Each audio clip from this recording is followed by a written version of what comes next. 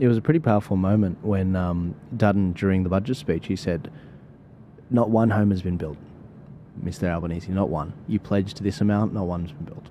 Yeah. And I thought that was a very powerful moment. But again, he didn't get any airtime because Albo pulled, the trigger on the gun. Well, it's interesting that they do that because Dan Andrews did that a lot during lockdown.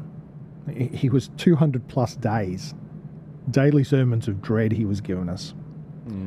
And on, it's 5-year anniversary actually. The lockdown happened 5 years ago. Oh, today? Actually, it was 31st of March. I call it Dan's Day, April the 1st. Yeah. I mean, imagine if he actually did it on April the 1st. He did it the day before, but imagine if he did it April the 1st. Yeah, well, I think that's fitting. I think it is. So I call it Dan's Day anyway. Yeah. He said on that day, 31st of March, 5 years ago, there's going to be 1,300 ICU beds. We're going to get 1,300. 4,000 ICU beds costing 1.3 billion. Oh my God. 4,000 ICU beds costing 1.3 billion because of this scary virus that was coming to destroy us all. Interesting, no one's brought that up since. I wouldn't have thought that $1. There's certainly not 4,000 ICU beds that have come. So I think politicians can make these promises or throw out thoughts, which we take as they're going to do it because it sounds good or it sounds you're solving a problem that you created, by the way, and that you could solve differently instead of using more money of taxpayers' money. They do that and then expect people to forget because we go on. And the only people they're going to remember is put it in a book, put it on podcasts, put it in writing on the record. That this is what, not relying on our memories. Yeah. I mean, 5 years is 5 years. We go, oh yeah, it's 5 years. Wow. We forget.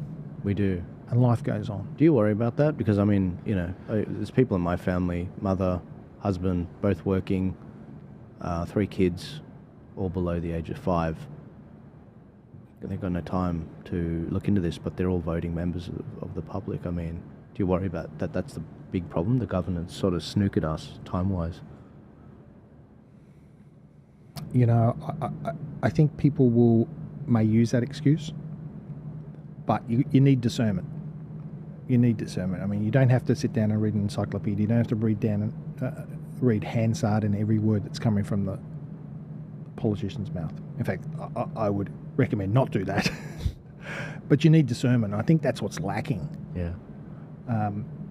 A friend of mine said that, and you would have heard this before, I would imagine, that as information increases, knowledge halves and wisdom halves again. And I reckon it's more so. Because we've got so much information, Joel, haven't we? I mean, here we are today, doing a sit down, and there's information here. Yeah. The knowledge will decrease and wisdom will decrease. We need more wisdom. We need more discernment on what's being said. And we saw how, just in the last 5 years, how much discernment was lacking through the population.